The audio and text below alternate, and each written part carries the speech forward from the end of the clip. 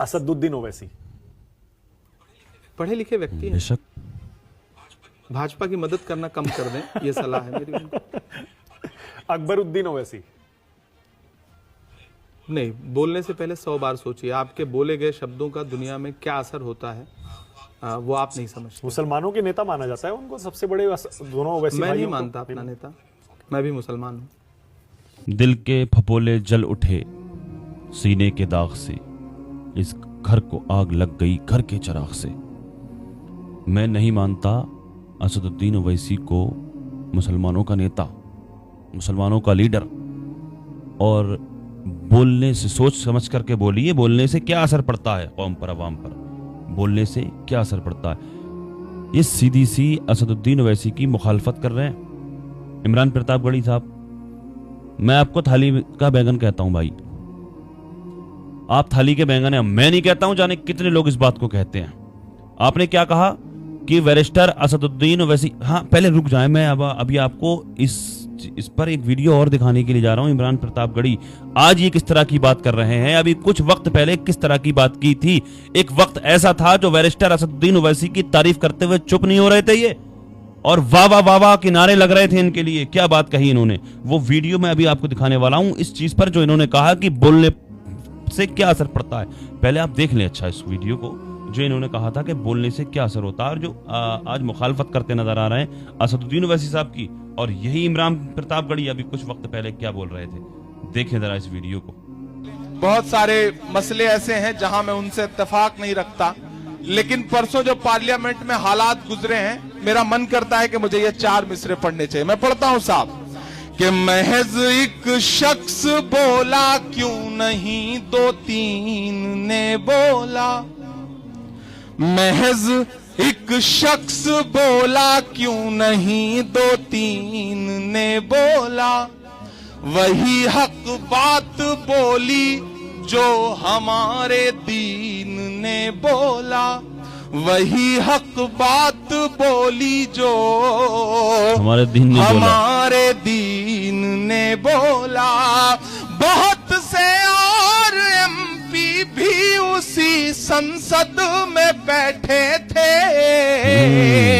मैंने कहा ना, नजरिए का इख्तलाफ है, लेकिन जहां मुझे सच लगता है वो कोई भी हो, मैं उसकी तारीफ करने से नहीं चूकता और बुराई करने से भी नहीं चूकता, क्योंकि मैं इसीलिए जाना पहचाना जाता हूं कि सच और गलत जहां भी होगा इंशाअल्लाह उस पर बात जरूर रखूंगा। मैं पढ़ता हूं और आपसे दुआएं मांगता हूं साहब कि महज एक शख्स बोला क्यों नहीं 2-3 ने बोला, वही हक बात बोली जो हमारे दीन ने बोला।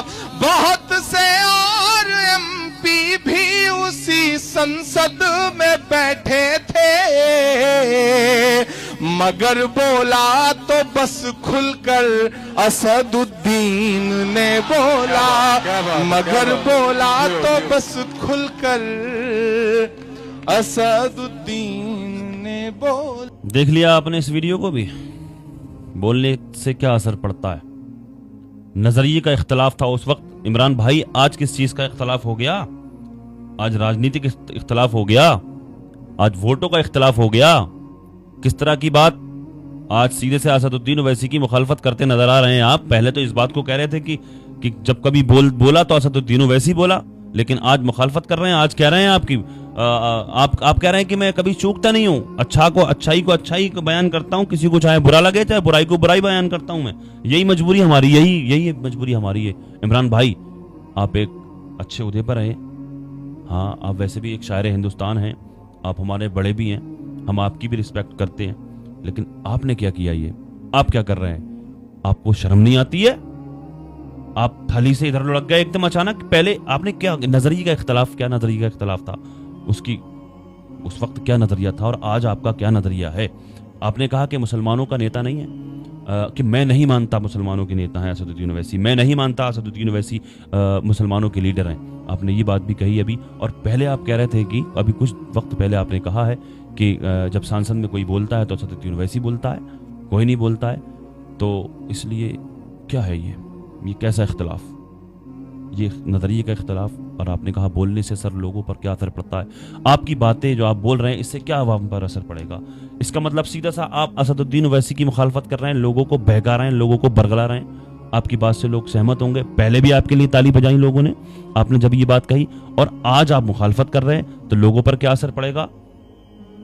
आपको अगर ऐसा लगता है, आपने कहा कि बीजेपी का फायदा, पढ़े लिखे इंसान है लेकिन बीजेपी का फायदा करते हैं, इनकी बातों से बीजेपी को फायदा पहुंचता है, आप इस तरह की बात क्यों कर रहे हैं? इसलिए कर रहे हैं कि असदुद्दीन ओवैसी मुसलमानों के वोट काटते हैं। अरे तो मेरे भाई असदुद्दीन ओवैसी को अपने पास खड़ा करिए ना, क्यों नहीं करते गठबंधन असदुद्दीन ओवैसी के साथ? गठबंधन क्यों नहीं करते हैं अगर आपको ऐसा लगता है कि उनको नुकसान होता है? मैं किसी की ना तो मुखालफत करता हूँ किसी राजनीतिक नेता की, ना ही मैं किसी की हिमायत करने के लिए आया हूँ मैं यहाँ पर। सिर्फ एक ओवैसी को ही क्यों छोड़ा जाता है? मैं आपकी मुखालफत नहीं कर रहा हूँ, मैं कांग्रेस की मुखालफत नहीं कर रहा हूँ, लेकिन आप असदुद्दीन ओवैसी के खिलाफ इस तरह की बात क्यों कर रहे हैं? कुछ दिन पहले आप तारीफ और तौसीफ करते नहीं चुप रहे थे, लेकिन अब आज मुखालफत कर रहे हैं आप। इसलिए इस तरह की बातें करना मुनासिब नहीं है। और मैं कहता हूं कि वो मुसलमानों के लीडर हैं, क्योंकि अल्हम्दुलिल्लाह जब भी कभी आवाज़ उठाई मुसलमानों के लिए तो वो बैरिस्टर असदुद्दीन ओवैसी ने आवाज़ उठाई है। असदुद्दीन ओवैसी ने ही बिल फाड़ा था, वक्फ बिल का, वक्फ बिल जो फाड़ा था, आपने आवाज़ उठाई, उस पर उठाई थी आवाज़। अच्छा, आवाज़ उठाई थी आपने, लेकिन ये नहीं कर सकता कोई भी, मुझे लगता है ये काम कोई नहीं कर सकता। असदुद्दीन ओवैसी को आपने कहा कि मुसलमानों के लीडर नहीं है, लेकिन मैं कहता हूं मुसलमानों के लीडर हैं, बल्कि वो सबके लीडर हैं, हक की बात करते हैं, कोई भी धर्म की राजनीति नहीं करते असदुद्दीन ओवैसी। वक्फ बिल के खिलाफ जगह जगह मंचों पर जाकर के प्रदर्शन किया उन्होंने।